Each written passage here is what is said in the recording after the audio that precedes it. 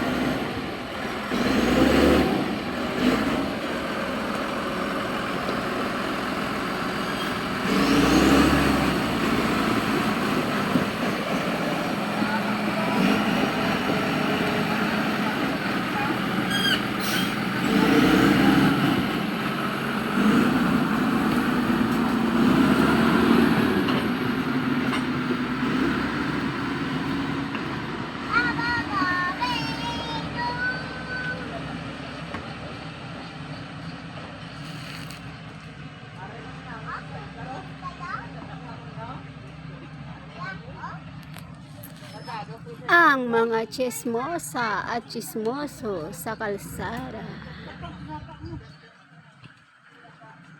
Siyempre hindi dyan papahuli si Emilia. Saan kaya si Matmat? Ako po, ayan na si Matmat pala.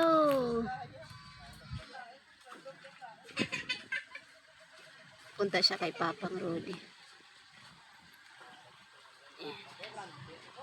At may dadaan na tricycle.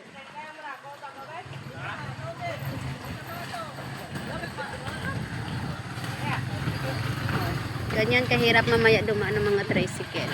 Yan. Pero okay lang kaysa puro bato-bato.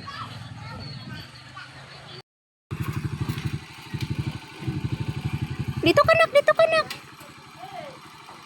Wala, nag-atras na ako. Dito.